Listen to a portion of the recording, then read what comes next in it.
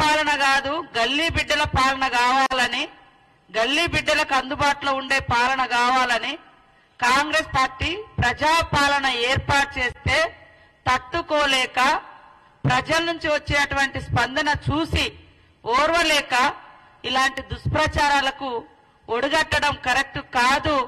ఒకసారి ఆత్మ విమర్శ చేసుకోండి, ఆత్మ పరిశీలన చేసుకోండి అని ఈ సందర్భంగా ఈ బీఆర్ఎస్ కుటుంబ పాలన పార్టీకి తెలియజేస్తా ఉన్నాం.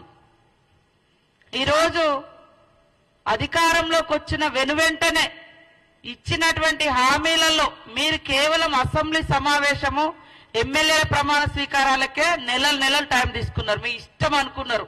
ఈ రాజ్యము ఒక ప్రజాస్వామ్యం లేదు, ఒక రాజ్యాంగం లేదు, ఏది లేదు. ఈ రాష్ట్రం మా ఎస్టేటు, మేముండే ఇల్లు మా గడీలు, మేము చెప్పినట్టుగా మీరు వినాలి అనేటువంటి దబాయింపు పాలన నుంచి ప్రజల దగ్గరికి పాలన పోయిన తర్వాత ప్రజలందరూ సంతోషంగా ఉన్నారు, కాంగ్రెస్ పార్టీ మీద విశ్వాసంతో ఉన్నారు, నమ్మకంతో ఉన్నారు. ఇచ్చిన ప్రతి హామీ అమలు చేస్తున్నటువంటి విశ్వాసము, ఆ యొక్క ధైర్యము ప్రజలలో ఉంది. కానీ ధైర్యం కోల్పోయింది ఎవరు అంటే ఈ బీఆర్ఎస్ పార్టీ వాళ్ళు. అధికారం లేకుండా బతకలేనటువంటి పరిస్థితి ఉంది. అహంకారము, అధికారము, పెత్తనము ఇవన్నీ కలగలిసినటువంటి నాయకత్వం, ఫ్యూడల్ నాయకత్వం వాళ్ళ యొక్క టీఆర్ఎస్ పార్టీ నాయకత్వం. ప్రజల నుంచి వచ్చేటువంటి స్పందన చూస్తే తట్టుకోలేకనే ఈరోజు దుష్ప్రచారం అనేటువంటి ఒక దారిని ఎంచుకొని మేము మంత్రులుగా ప్రమాణ స్వీకారం చేసింది 2వ తారీఖు నాడు, 9వ తారీఖు నాడు ప్రమాణ స్వీకారం చేసింది 7వ తారీఖు నాడు. 9వ తారీఖు నుంచి మేము ఇచ్చిన ఒక్కొక్క హామీని అమలు చేస్తూ మిగతా హామీల కోసం దరఖాస్తులు తీసుకోవడం కోసం ప్రజాపాలన పెట్టడం జరిగింది. అంటే మేము 7వ తారీఖు నాడు ప్రమాణ స్వీకారం చేస్తే 9వ తారీఖు నాడే ఇంకెప్పుడు అమలు చేస్తారు అని మాట్లాడారు. 5 సంవత్సరాల క్రితము మరి ఏకకాలంలో రుణమాఫీ అని చెప్పి కనీసం ఎంత ఘోరంగా రైతులను ఇబ్బంది పెట్టిరో మర్చిపోయారో నేను అడుగుతున్నా. 10 సంవత్సరాల క్రితం మొట్టమొదటి హామీగా దళితుడే ముఖ్యమంత్రి అని చెప్పారు. 10 ఏళ్ళైనా కూడా మరి మీరు దానికి పూనుకోకుండా 3వసారి కూడా మీరే ముఖ్యమంత్రి కావాలని చేసినటువంటి ఈ మోసం ప్రజలు మర్చిపోలేకనే అన్ని వర్గాల పార్టీ కాంగ్రెస్ పార్టీ అని కాంగ్రెస్ పార్టీకి అవకాశం ఇచ్చారు. 10 ఏళ్లు దోచుకున్న దోపిడీ దొంగలు మీరు అని ప్రజలు గ్రహించే, మీరు 420 అని ప్రజలకు తెలుసు కాబట్టే 2004 నుంచి 14 వరకు ప్రజా సంక్షేమాన్ని గుర్తుపెట్టుకున్న ప్రజలు తెలంగాణ ఇచ్చినటువంటి కాంగ్రెస్ పార్టీకి అవకాశం ఇచ్చారు. ఎందుకు తట్టుకోలేకపోతున్నారని మేము అడుగుతున్నాం. ఇవాళ ఒక ప్రజాస్వామ్యబద్ధంగా జరిగినటువంటి ఎన్నికలలో మెజార్టీ మాకొస్తే తెల్లారి నుంచే కూలుస్తాం, పేలుస్తాం ఇని చెప్పేటువంటి మాటలు ఎందుకు ఇంత దురహంకారం మాటలు, ఇట్లాంటి దుర్బుద్ధి అని మేము అడుగుతా ఉన్నాం. కాబట్టి 420 మీరు ఇచ్చినటువంటి హామీలు అమలు చేయకుండా 10 సంవత్సరాలు ఇష్టానుసారంగా గడీల పాలనను గల్లీ బిడ్డల మీద రుద్ది ఎంజాయ్ చేసింది మీరు. మేము అధికారానికి వచ్చిన మరుక్షణం నుంచే ప్రజల కోసం ఎలాంటి అభివృద్ధి కార్యక్రమాలతో పాటు ఇచ్చిన ప్రతి హామీని అమలు చేయాలని ఆలోచిస్తున్నది మా కాంగ్రెస్ ప్రభుత్వం.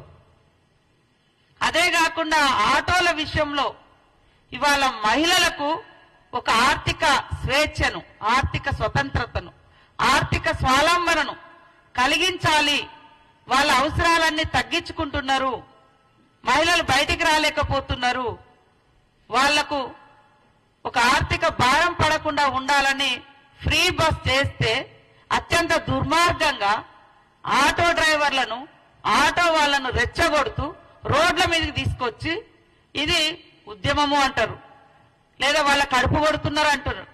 మా మేనిఫెస్టో చైర్మన్ శ్రీధర్ బాబు గారు ఆటో బస్సుల యొక్క ఫ్రీ బస్ పెట్టేటప్పుడు కూడా కొంతమంది ఆటో యూనియన్లతో డిస్కస్ చేసి వాళ్ళకి ఎలాంటి రాయితీలు కావాలో కూడా మాట్లాడడం జరిగింది.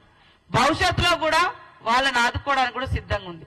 కానీ ఇంకా ఎలాంటి సమస్య లేనట్టుగా ఒక ఆడకూతులు వచ్చి స్వేచ్ఛగా బస్సులలోకి వస్తే ఈ ఫ్యూడల్ భావజాలం కలిగినటువంటి మహిళలంటే చిన్న చూపు చూసేటువంటి ఈ టీఆర్ఎస్ పార్టీ మహిళలంటే తీవ్రమైనటువంటి వివక్షతకు గురి చేసేటువంటి ఈ టిఆర్ఎస్ పార్టీ మహిళలు బయటికి వస్తే తట్టుకోలేక ఉచిత బస్సు ప్రయాణం మీద అక్కసు వెళ్ళగక్కుతున్నారు.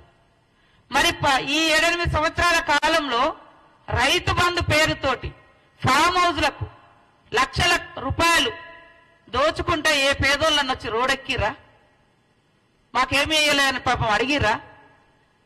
అలాంటి మరి జరగలేదు. కానీ ఒక మహిళ బయటకు వస్తే మాత్రము ఈ రకంగా ఆటో డ్రైవర్లను తీసుకొచ్చి ఉద్యమం అని చెప్తున్నారు. ఉద్యమం కాదు, వాళ్ళని అడ్డం పెట్టి మీ అధికార దాహాన్ని తీర్చుకోవడం కోసం మీరు వేసేటువంటి ఎత్తుగడ. కాబట్టి ఇవాళ టిఆర్ఎస్ పార్టీ 420 పార్టీ 10 సంవత్సరాలు ఇది అది అని తేడా లేకుండా అందిన కాడికంతా దోచుకొని ఆ దోచుకున్నదంతా బయటకు వస్తుంటే ఇవాళ దాన్ని తట్టుకోలేక ఇలాంటి దుష్ప్రచారాలకు ఒడిగడుతున్నారు. కాంగ్రెస్ పార్టీ ఇచ్చిన మాట కట్టుబడి ఉండే పార్టీ అని స్పష్టంగా చెప్తా ఉన్నాం. ఇవాళ వాళ్ళు పెట్టినటువంటి బడ్జెట్ చూస్తే బడ్జెట్ బారెడు, ఖర్చు చారెడు. మరి వచ్చినటువంటి నిధులను కూడా తమ ఇష్టానుసారంగా తమకు నచ్చిన పథకాల పేరుతోటి కమిషన్లు వచ్చేటువంటి వాటి కోసం లక్షల కోట్లు ఖర్చు పెట్టి ఇవాళ మేము శ్వేతపత్రం రిలీజ్ చేస్తే వాళ్ళట శ్వేతపత్రం అట. ఏడ కష్టపడ్డారు? ఎవరి త్యాగాల మీద వచ్చింది ఇది? తెలంగాణ బిడ్డల త్యాగాల మీద వస్తే, ఉద్యమాల మీద వస్తే ఉద్యమకారులను అణిచివేసిన చరిత్ర. ఉద్యమం చేసుకోకుండా ఒక ధర్నా చౌక్ లేకుండా చేసిన 420 మీరు, మేం కాదు. ఇక్కడ కాంగ్రెస్ పాలనలో ప్రజాస్వామ్యము కనబడుతుంది కాబట్టి ప్రజలందరూ స్వేచ్ఛగా ఉన్నారు. అనేక రకాల దుష్ప్రచారాలు చేసి తమ యొక్క వ్యక్తిగత స్వార్థం కోసం కాంగ్రెస్ పార్టీ మీద దుష్ప్రచారం చేస్తా ఉన్నారు. ఇది మంచిది కాదు. ఇలాంటి దుర్మార్గపు విధానాలను ప్రజలు సహించరు అనే విషయాన్ని గుర్తుపెట్టుకోండి. ప్రజలారా ఆలోచించండి. ఇవాళ బంగారు తెలంగాణ అంటే నిజంగానే అందరికి భ్రమ కల్పించారు తప్ప ఆడికి పోతే 6 లక్షల కోట్ల పైగా అప్పుల తెలంగాణ మిగిల్చిరు. కేసీఆర్ ప్రభుత్వం గతంలో బంగారు తెలంగాణ అంటే నిజంగా దేశమంతా బంగారం అనుకున్నారు. మనం కూడా ఇక మనకు రాకపోతుందా అని ఒకసారి రెండోసారి అవకాశాలు ఇచ్చారు. కానీ ఒక్కొక్కరి మీద లక్షల కోట్ల రూపాయలు ఈ రాష్ట్రం మీద పెడితే ఇది అని చెప్తేనట అది రాష్ట్రానికట అవమానం అంట.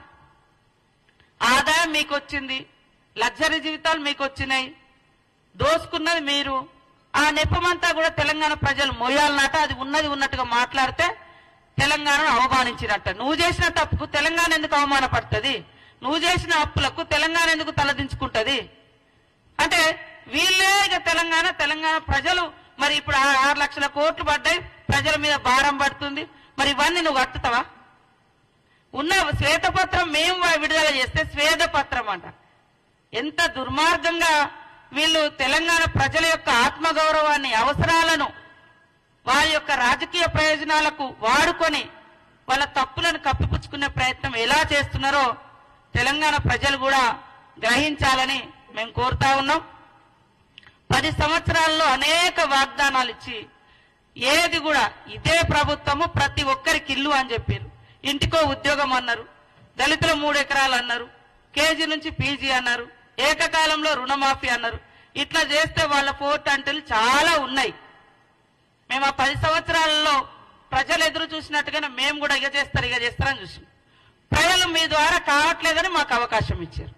మా ద్వారా ఏమైతుందో ప్రజలు ఎదురు చూస్తున్నారు. కానీ మీకు ఆ కుతూహలం ఆగడం లేదు. కాంగ్రెస్ నిజంగా చేస్తుంది కాబట్టి ముందే బ్యాడ్ ఇంప్రెషన్ క్రియేట్ చేయాలని ఇలాంటి దుష్ప్రచారాలకు ఒడిగడుతున్నారు. ప్రజలారా ఆలోచించండి. ముఖ్యంగా మహిళలకు రేపు 2500 స్కీమ్ వస్తుంది, 500 గ్యాస్ వస్తుంది. ఇవన్నీ వస్తే ఇంకా మాకు ఇక ఎంపీ ఎలక్షన్లో కావచ్చు భవిష్యత్తులో ఉనికే ఉండదని ముందే ఒక తప్పుడు సమాచారాన్ని, తప్పుడు ప్రచారాన్ని ప్రజల్లోకి తీసుకెళ్తున్నారు. ఇలాంటి తప్పుడు ప్రచారం ప్రజలు నమ్మడానికి సిద్ధంగా లేరు. కాబట్టి ఖచ్చితంగా కాంగ్రెస్ పార్టీ ఇచ్చిన ప్రతి మాట నిలబెట్టుకునేటువంటి ప్రయత్నంలో ఒక్కొక్క అడుగు ముందుకేస్తున్నాం. నువ్వు 10 ఏళ్ళైనా అమలు చేయలే, మేము 10 రోజులలో ఒక్కొక్కటి చేస్తున్నాం. మీరు ఆన్లైన్ సెంటర్ల పేరుతోటి మరి మీ సేవల కాడ జిరాక్సుల కాడ రోజుల తరబడి నిలబడితే ఇల్లులు గతిలేవు. 6 లక్షలతో ఇల్లు అని చెప్పి 3 లక్షలకు తగ్గించిన ఘనత మీది. 10 ఏళ్ల కింద 6 లక్షలు అన్నావు. 10 ఏళ్ల తర్వాత సిమెంట్ స్టీల్ అన్ని రేట్లు పెరిగినాయి, కట్టుబడి రేట్లు పెరిగినాయి. 3 లక్షలకు తగ్గించింది మీరు. ఇట్లాంటి చెప్పుకుంటూ పోతే అనేకం మీది ఉంది.